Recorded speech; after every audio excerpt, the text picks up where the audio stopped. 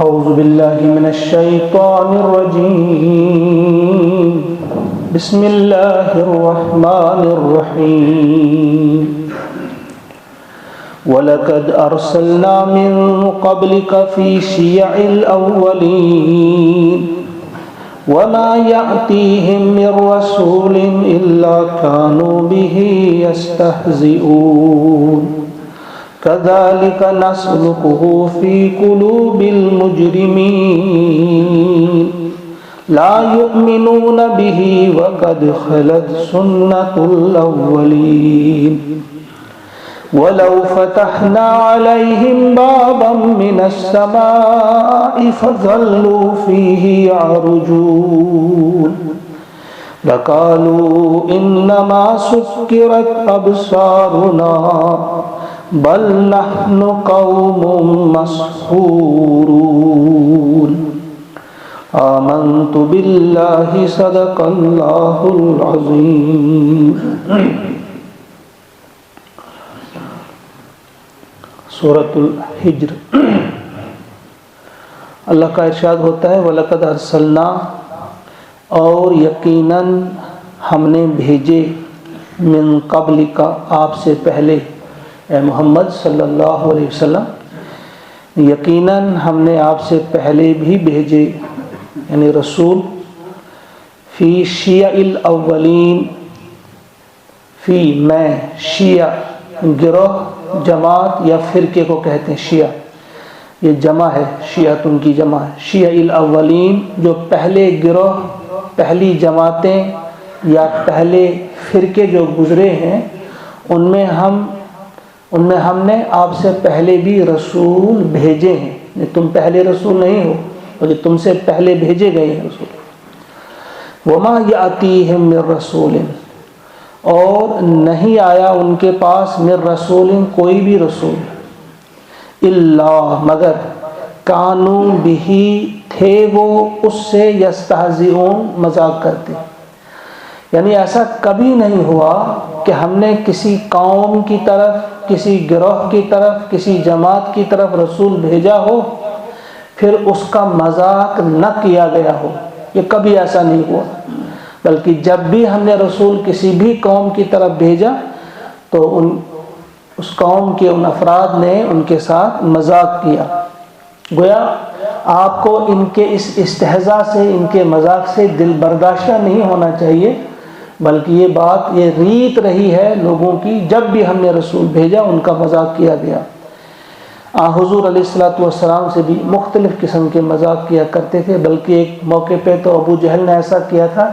کہ اب مذاق سے آگے بڑھ کر ہاتھا پائی تک، یعنی جسمانی طور تکلیف دینا یا نقصان پہنچانے کی کوشش بھی کی گئی۔ ایک موقع پہ اس نے کہا، ابو جہل نے، کہ اب اگر اس شخص نے، حضور کی طرف اشارہ کیا، اگر اس نے یہاں اب نماز پڑھی، سجدہ کیا، تو میں بہت بھاری بھرکم پتھر اس کے سر پہ ماروں گا۔ تو حضور علیہ الصلوۃ والسلام گھبرانے والے کہاں تھے، ڈرنے والے کہاں تھے؟ جب وہ سجدہ کر رہے تھے تو ابو جہل ایک بھاری پتھر لے کر آتا ہے، جب وہ آ گیا تو لوگ دیکھ رہے ہیں کہ اب کیا ہوگا۔ جب وہ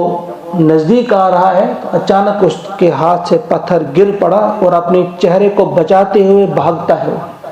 جیسے کوئی اس کے چہرے پر مار رہا ہے ایسے ہاتھ رکھتا ہے۔ پھر لوگوں نے ان سے پوچھا کہ بھائی یہ کیا، ایسا کیا ہوا؟ کہا کہ ایک آگ تھی جو مجھے کھانے دوڑ رہی تھی، یعنی مجھے ایسا لگ رہا تھا کہ ابھی مجھے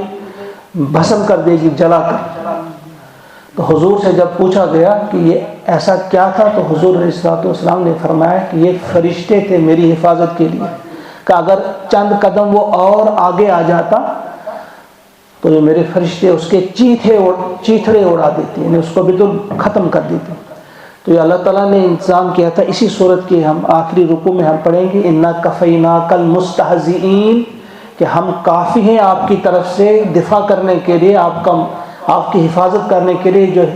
استہزاء کرنے والے ہیں ان کے مقابلے میں ہم کافی ہیں۔ وہ اس کے آخری رکوع میں ہم پڑھیں گے انشاءاللہ۔ تو یہاں اتنا آپ یاد رکھیے کہ جس قوم کی طرف بھی کوئی رسول بھیجا گیا انہوں نے اس کا مذاق اڑایا۔ کذالک، اسی طرح سے، نسلکہ،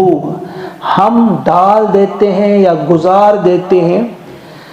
فی قلوب المجرمین، مجرموں کے دلوں میں. یہاں اس کی جو مفسرین نے اس کی وضاحت کی ہے کہ اصل میں اس کا مطلب کیا ہے کہ یہ جو ذکر ہے، یہ ذکر مجرموں کے دلوں میں ایسے گھستا ہے جیسے کوئی گرم سلاخ کسی سینے میں ٹھونک دی جائے جس سے اندر آگ لگتی ہے، وہ برداشت نہیں کر پاتے. اس کے برعکس جو مومن ہوتے ہیں، یہ ذکر ان کے سینوں کو میں سے گزرتا ہے ایسے جیسے شبنم، ان سے ان کی راحت ملتی ہے، ٹھنڈک محسوس ہوتی ہے. اور یہ آپ دیکھیں گے جو ایمان لانے والے بھی ہیں، جو زبان سے ایمان لانے والے ہیں، ان کو بھی جب کبھی یہ ذکر الذکر قرآن سنایا جاتا ہے، ان کے دل میں جیسے جلن ہوتی ہے، جیسے آگ لگ جاتی ہے، وہ برداشت ہی نہیں کر پاتے. تو یہ ہمیں بار بار جائزہ لینا چاہیے اپنے ایمان کا. کیا قرآن سن کر، قرآن کی ترجمانی یا قرآن کا ترجمہ یا قرآن کی تفسیر سنتے ہوئے یا پڑھتے ہوئے ہمارے دلوں کو کچھ ٹھنڈک محسوس ہوتی ہے، کوئی سکون سا، کوئی راحت سی ملتی ہے؟ تو پھر ہمیں الحمدللہ کہنا چاہیے کہ نہیں، ہمارے دلوں میں ایمان ہے.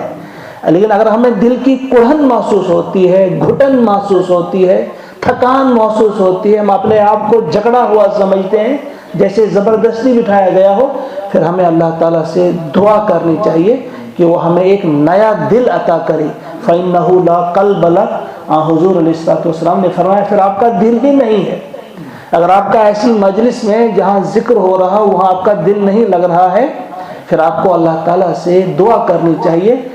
یمنا، کہ وہ منت رکھے، احسان رکھے تم پر ایک نیا دل عطا کر کے، کیونکہ پھر آپ کا دل نہیں ہے. تو فرمایا کہ یہ جو ہے مجرم جو ہیں، جب ان کے سامنے یہ ذکر کیا جاتا ہے، الذکر سے مراد قرآن ہے. یہاں پہ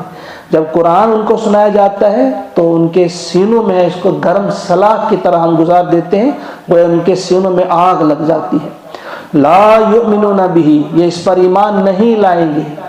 اس پر ایمان نہیں لاتے ہیں. اور آج کی بات بھی کہ یہ اس پر ایمان نہیں لائیں گے.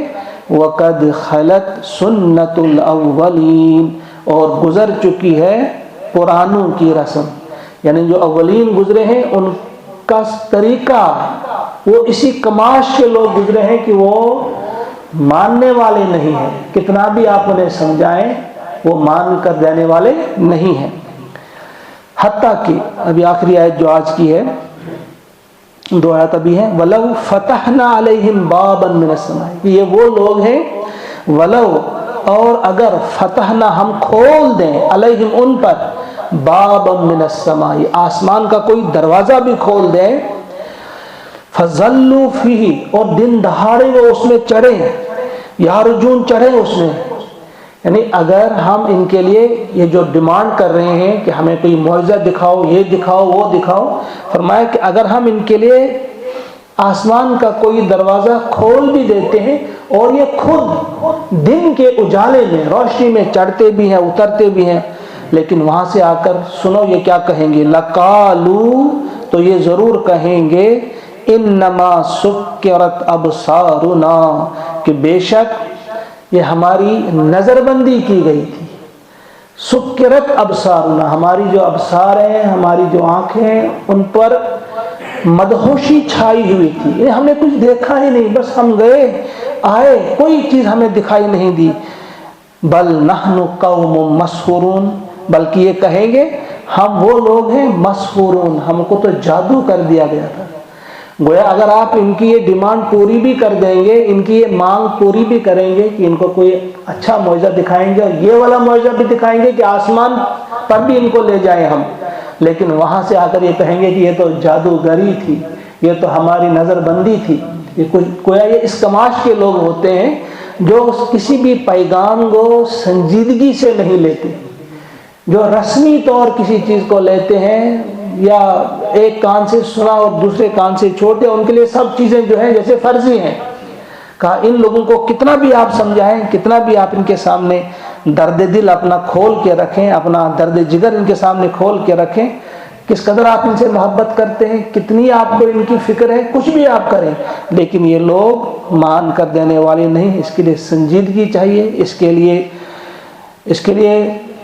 صدق کے دل سے، جسے تڑپ ہوگی کہ مجھے سیدھا راستہ ملے، جو دل سے کہے اہدنا الصراط المستقیم، جو چاہتا ہو سیدھے راستے پہ چلنا، اسے اللہ تعالیٰ ہدایت ضرور عطا کرتے ہیں۔ اللہ تعالیٰ سے دعا ہے کہ ہم سب کو توفیق عطا فرمائے کہ قرآن مقدس کی ان آیات کو ہم ٹھیک طرح سے سمجھیں، اخلاص کے ساتھ سمجھیں، اور اس کے بعد ان آیات پہ عمل کرنے کی بھی اللہ تعالیٰ ہم سب کو توفیق عطا فرمائے۔ وصلی اللہ وسلم علی سیدنا و مولانا محمد و آلہ و اصحابہ اجمعین برحمتک یا ارحم الراحمین۔